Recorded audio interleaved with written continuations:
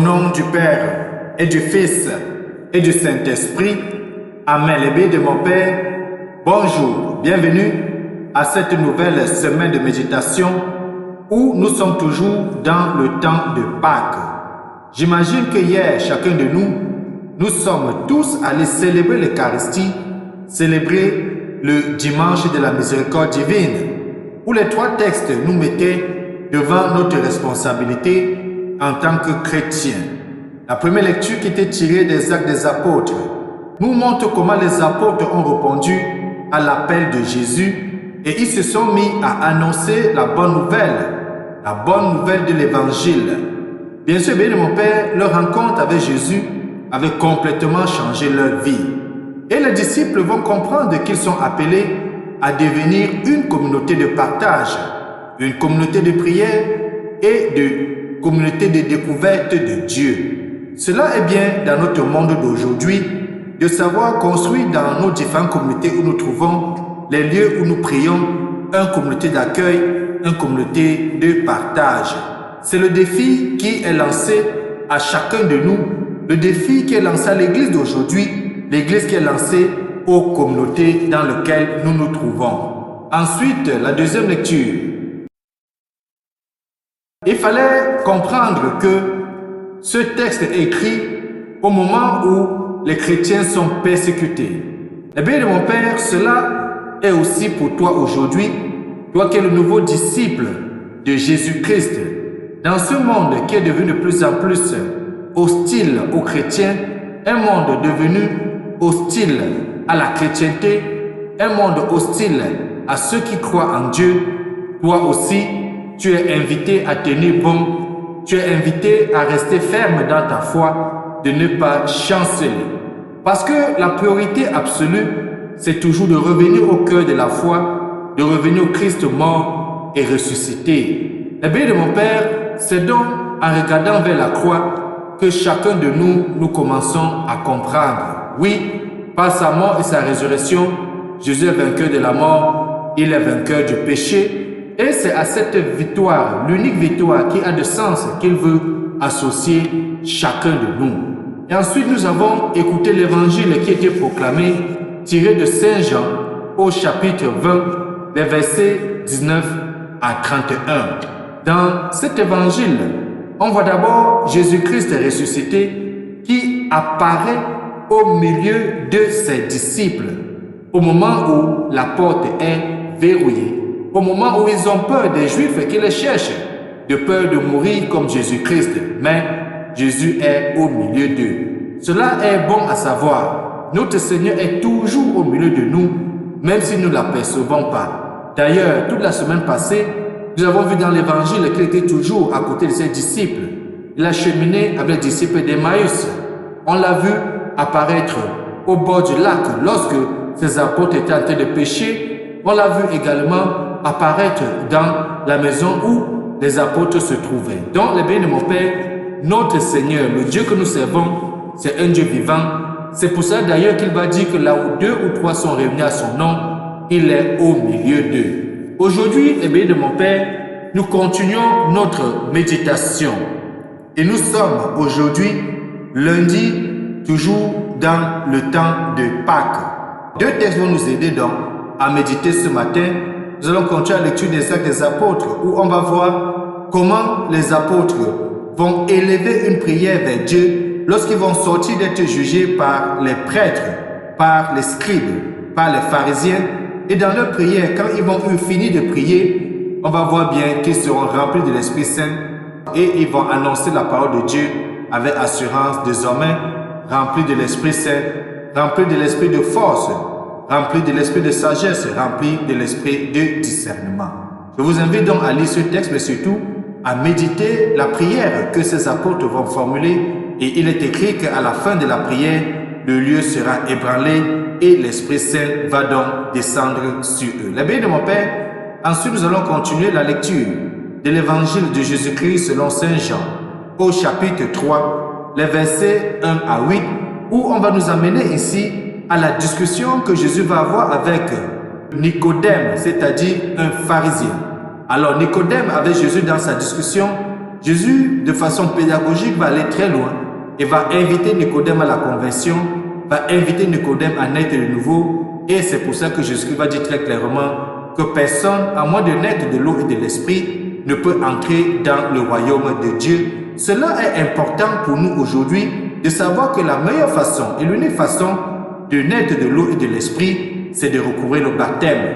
Alors toi qui m'écoutes, est-ce que tu es baptisé? Est-ce que dans ta maison tu as des enfants qui ne sont pas baptisés? Est-ce que tes propres enfants sont baptisés? Il est bon et il est bien qu'en ce moment nous pensons, surtout en ce temps pascal, de se convertir et de naître de nouveau.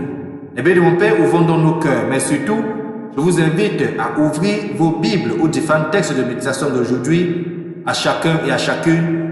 Bienvenue.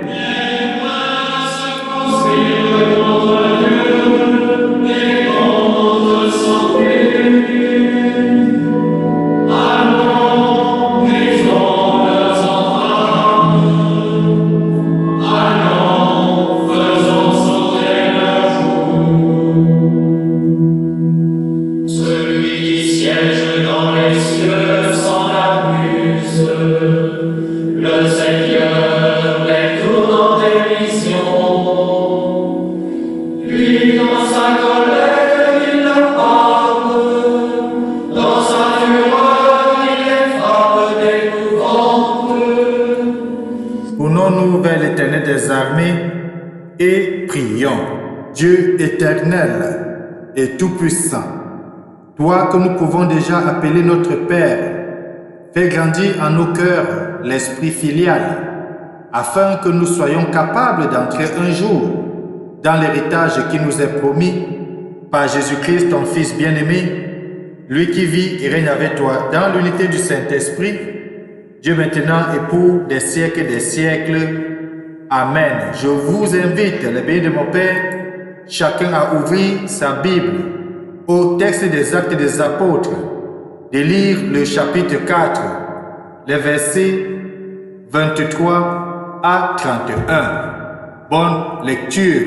Priez déjà le cœur, s'attirer au jour de demain, annoncer les bouts qui revient, et veillant tout sur son passage, la nuit ne saurait retenir ce corps plus de le désir de recommencer un autre âge. Évangile de Jésus-Christ selon Saint Jean, au chapitre 3, les versets 1 à 8. Il y avait un homme, un pharisien nommé Nicodème. C'était un notable parmi les Juifs.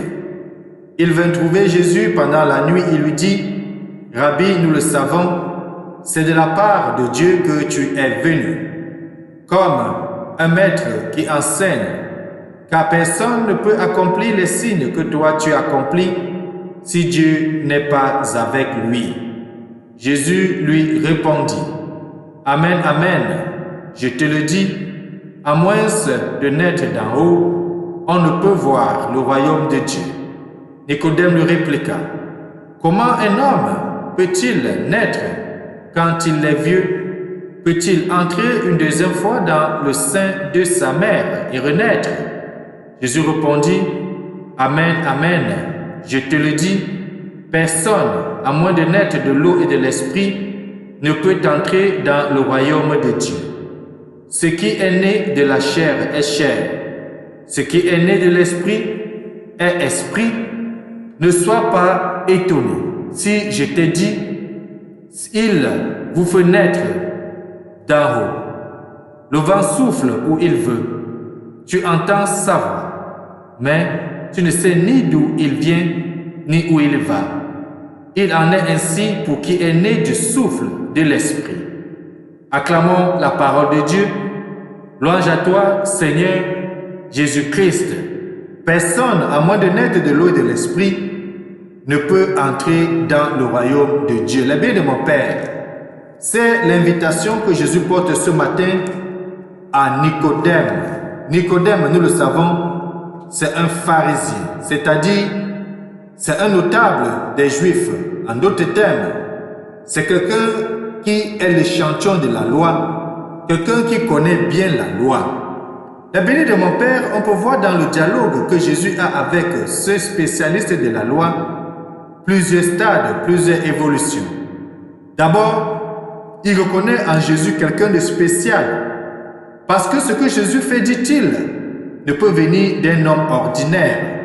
Ça ne peut venir que d'un homme qui est rempli de Dieu, d'un homme qui est en communion avec Dieu. Cette semaine, nous lisons donc cet épisode de la rencontre de Jésus avec Nicodème, avec ce pharisien. Nous le lisons dans la lumière du jour de Pâques, puisque, rappelons-nous, nous sommes au temps de Pâques et le Christ est ressuscité. L'annonce de notre propre résurrection, inaugurée au jour de notre baptême, est pleinement contenue dans ce dialogue. Cet émerveillement, révélation, est faite à ce vieil homme qui vient trouver Jésus de nuit. Cela est un indicateur important, car c'est toujours de sa nuit que l'homme crie vers Dieu. Or, Nicodème, il faut le dire, c'est un sage, puisque Jean va le présenter dans Jean 7, verset 50. C'est un homme courageux dans Jean 19, verset 39, et il cherche Dieu en vérité, car il a été touché par les œuvres de Dieu, dans le verset 2 que nous avons lu.